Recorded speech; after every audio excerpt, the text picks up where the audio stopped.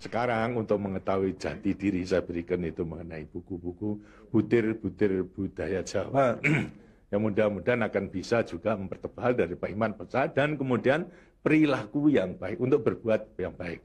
Di situ ada aksara Jawa itu dan juga bahasa Jawa, bahasa aksara Jawa, bahasa Jawa, kemudian aksara Latin, bahasa Jawa, penjelasan dalam bahasa Indonesia sama bahasa Inggris gitu.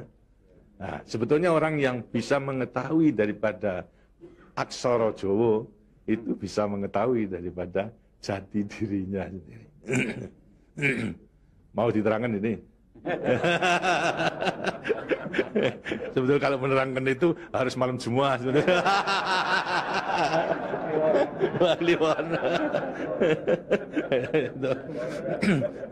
Dan itu namanya ilmu dari nenek moyang kita itu dalam rangka menjabarkan mengenai Pancasila, Eka Prasetya Pancakarsa, sebetulnya falsafah daripada aksara Jawa itu.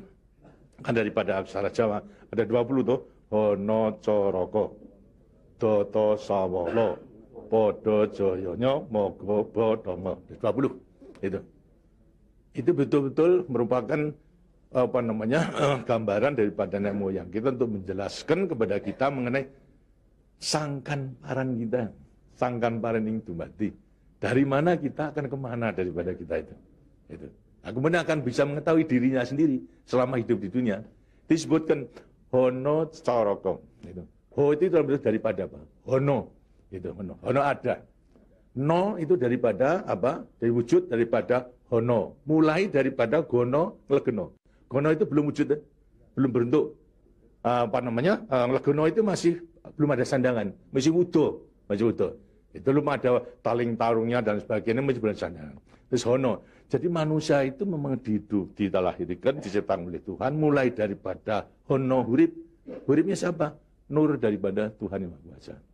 Lantas diciptakan oleh manusia terdiri pada tanah, kemudian air, lantas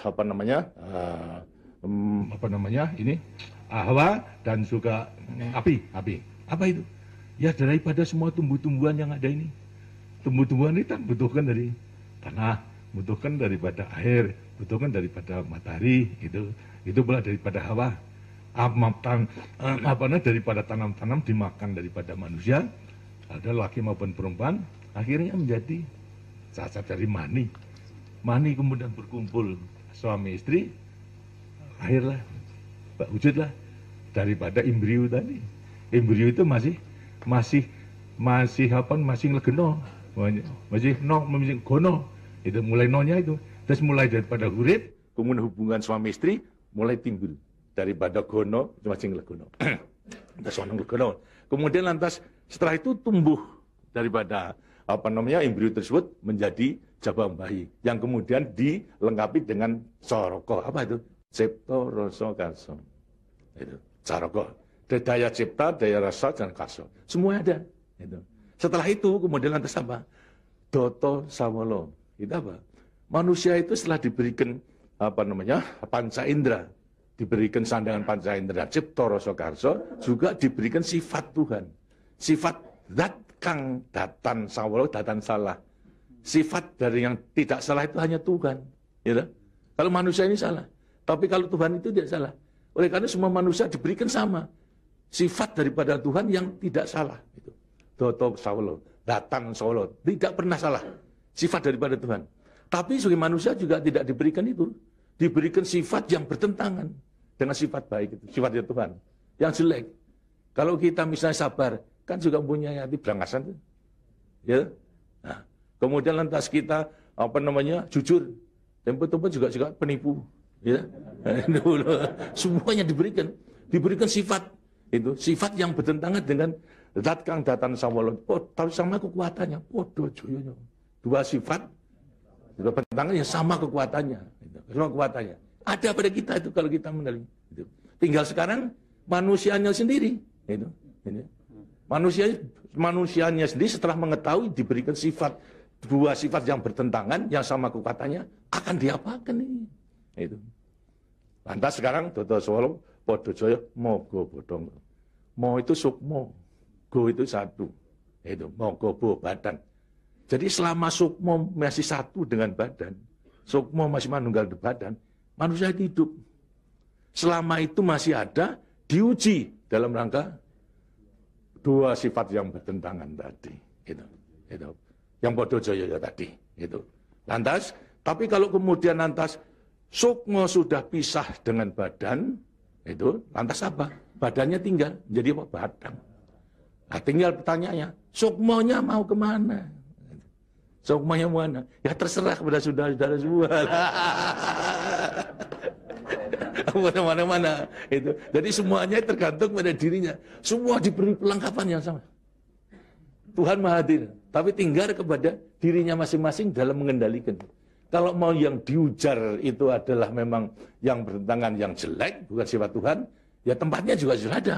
Di neraka, tidak bahagia di dunia, di akhirat nanti.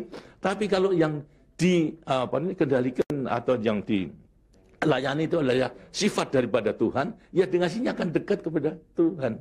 Karena Tuhan itu kan tidak mewujud, gitu. Tidak bentuk, ya, tapi sifatnya ada.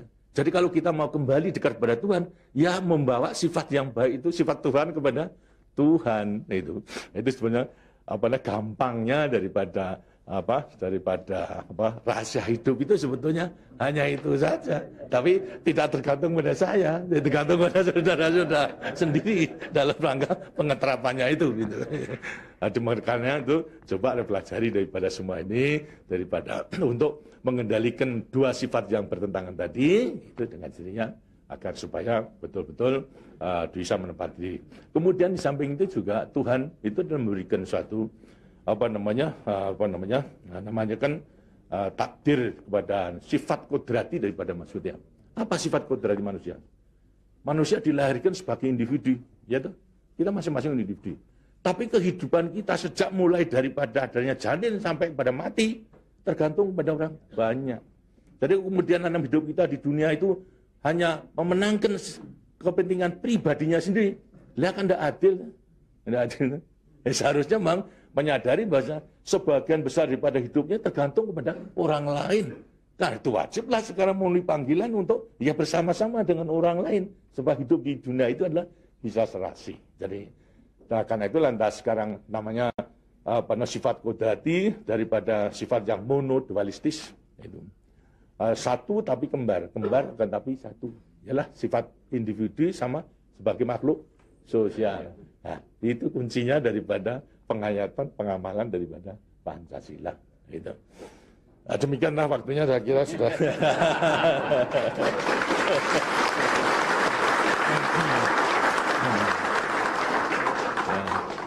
Walaupun ini tidak cuma kliwon,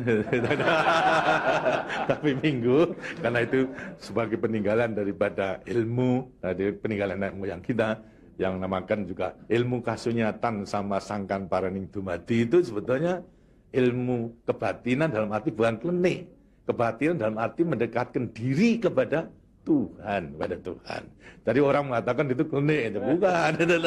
Yang klenik itu yang salah melaksanakannya, itu yang klenik itu. Tapi sebetulnya intinya adalah memang demikian. Nah, mudah-mudahan saudara-saudara akan bisa sekali lagi mengoreksi kepada diri sendiri.